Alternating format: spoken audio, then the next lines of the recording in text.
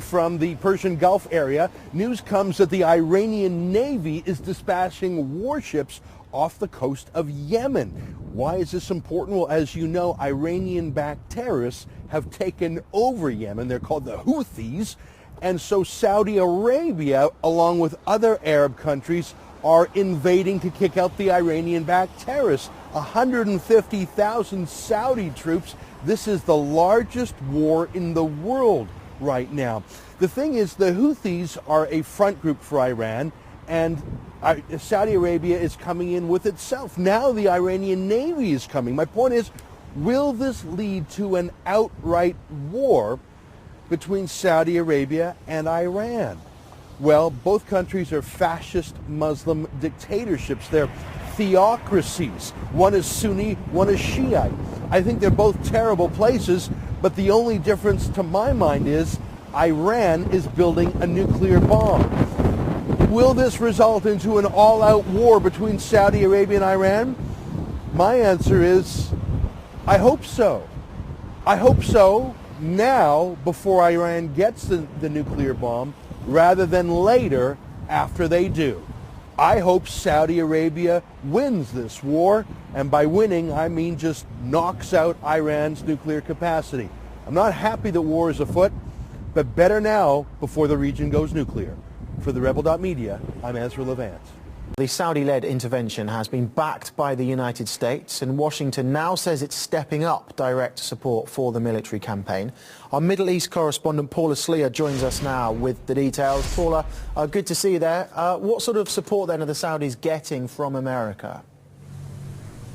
Well, as you say, Washington says it is speeding up the delivery of weapons to Saudi Arabia, and the move is being seen as a sign of the Obama administration's deepening involvement in the Saudi-led military offensive against the Houthi rebels in Yemen.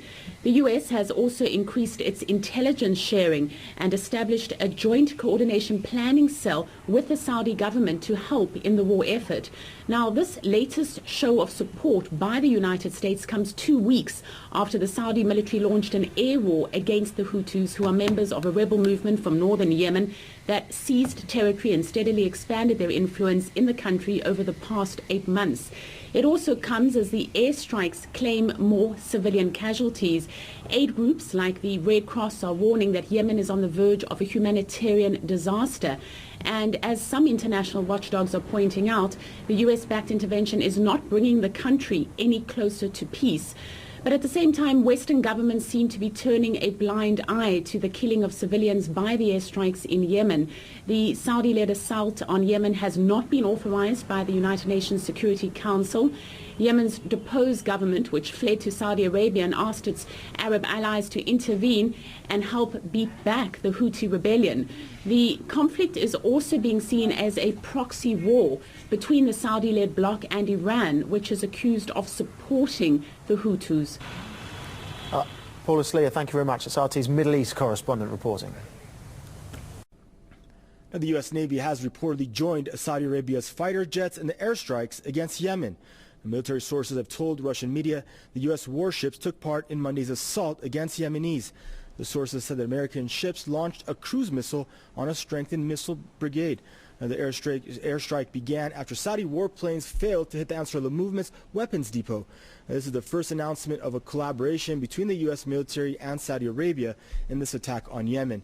U.S. President Barack Obama expressed his support of the assault on the people of Yemen 1 day after the airstrikes began last Wednesday. As Iran gets ready to possibly curb the weapons potential of its nuclear program, its regional rival Saudi Arabia watches closely.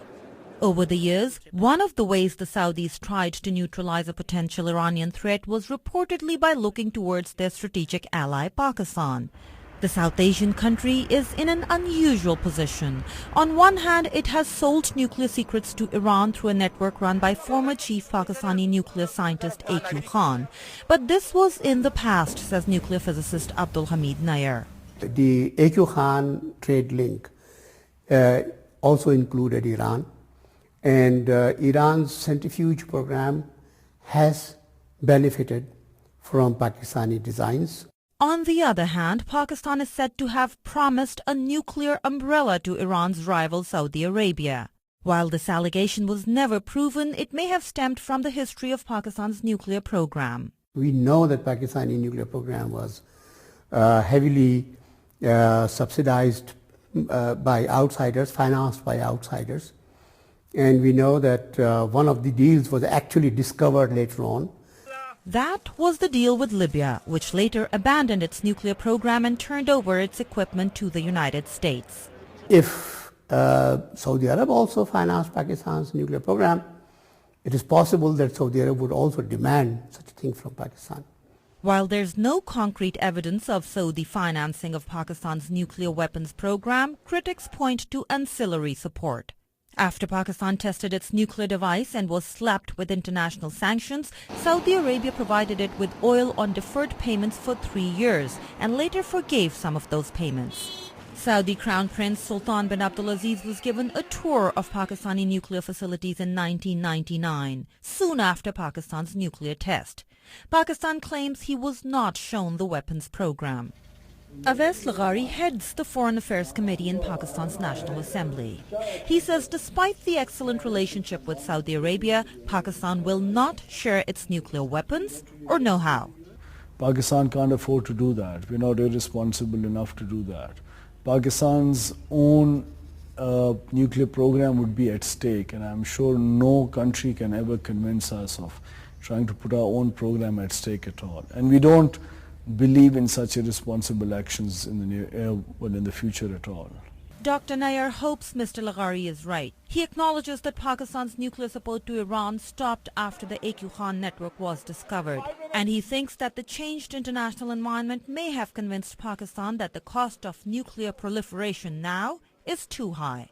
Aisha Tanseem, VOA News, Islamabad. Saudi Arabia and Iran have what can lightly be described as a tense relationship. The two majority Islamic countries are geographically separated by only a few miles of Persian Gulf. But ideologically, politically, and culturally, the gap is much wider. Currently, the two are engaged in a proxy war in Yemen, with both sides recruiting allies in order to influence Middle Eastern affairs. So why do Saudi Arabia and Iran hate each other? Well, back in 1929, the future looked bright for the two nations. They'd signed the Saudi-Iranian Friendship Treaty, and diplomatic relations were on the rise. However, sometime in the 60s, the conservative nature of Saudi Arabia ruffled feathers in the modernizing Iran. Anecdotally, Iran's king or Shah was said to have reached out to Saudi Arabia's king saying, "Please, my brother, modernize. Open up your country. Let women wear miniskirts, have discos, be modern." In response, the Saudi king replied, "You are not the Shah of France. You are in Iran. Your population is 90% Muslim. Please don't forget that." In fact, despite both countries being predominantly Muslim, each has a different and opposing Islamic sect as the religious majority.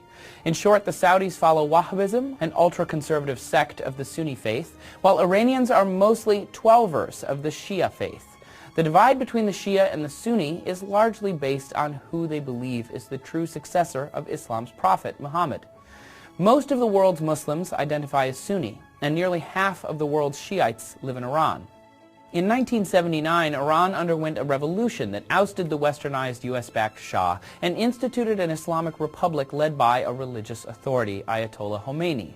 The now anti-U.S. Iran began openly condemning Saudi Arabia's religious authority and support for the U.S.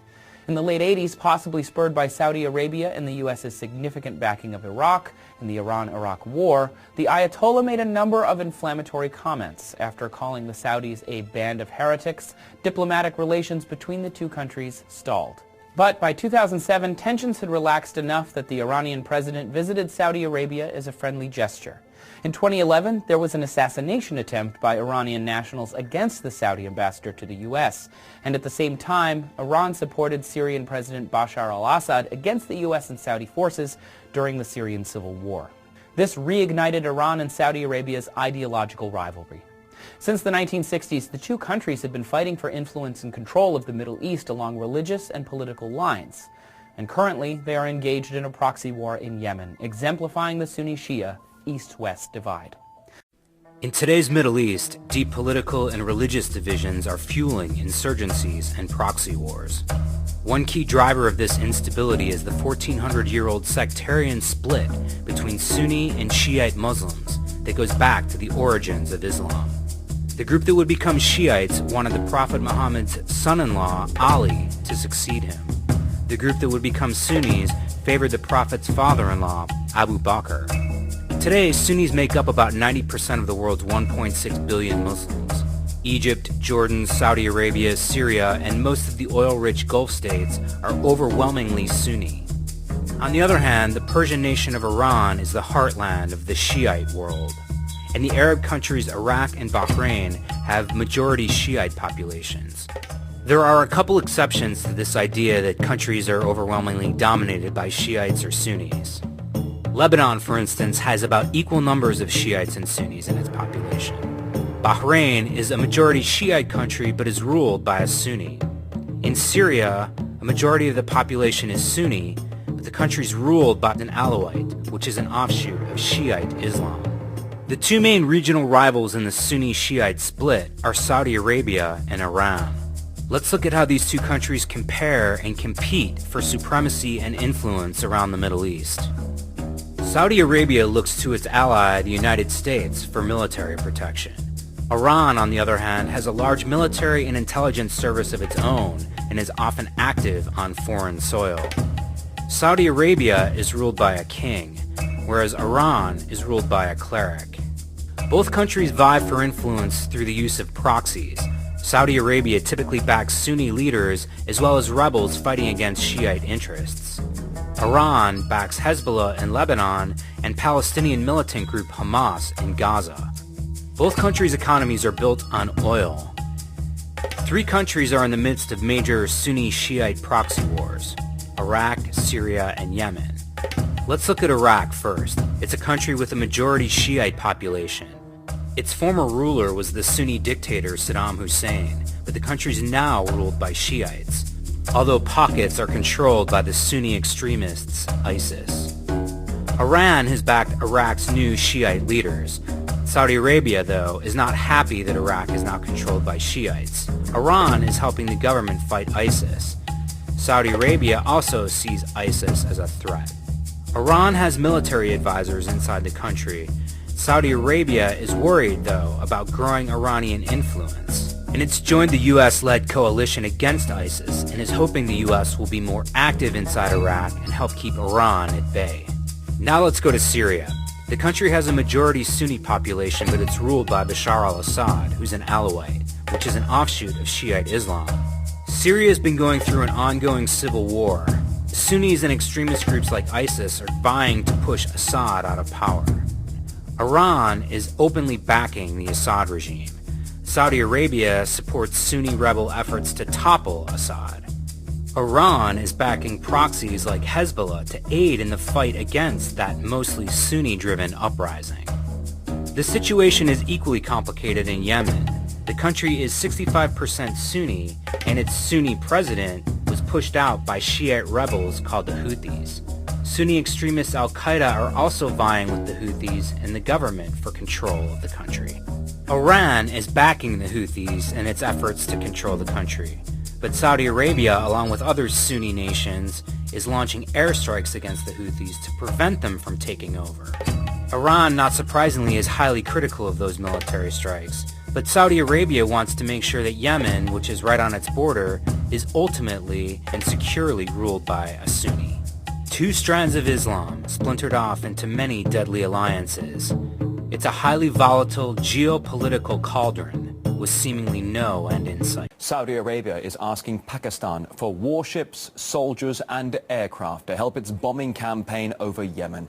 The Saudi-led coalition has been staging airstrikes against Houthi rebels in Yemen for almost 2 weeks now. The death toll so far over 500 people. It's attacking Houthi rebels in the country who are still making advances against pro-government forces. The fighting is now focused in the port city of Aden, and the chaos in the country is actually leading to a resurgence of al-Qaeda, this according to some Washington officials. Just as we feared in the chaos between this fight with the Houthis and now the Saudi intervention, al-Qaeda has had a resurgence. We've seen prison breaks like this before from al-Qaeda. and it just shows how they are still a very viable, very formidable opponent. Al-Qaeda's most dangerous affiliate is expanding yet again. For years, the White House, though, has been claiming a near victory over al-Qaeda.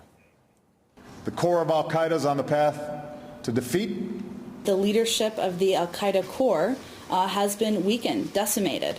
We've dealt devastating blows to al-Qaeda. Well, reports from the ground do suggest otherwise. Terrorist organizations are thought to be advancing, not only in Yemen, but also all across war-torn Syria as well. Guyane Chichikan has a look.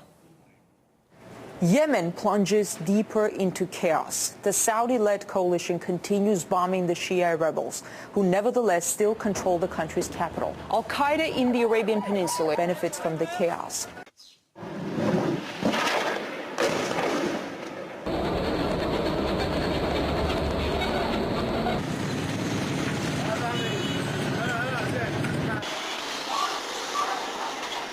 The Sunni-dominated terrorist organization has been at war not only with the West, but also with the Houthis, the Shia rebels, whom the U.S. is now helping to bomb. The enemy of my enemy obviously doesn't apply here. If that sounds like a mess, it's because it is. In Syria, terrorists have most certainly benefited from the chaos.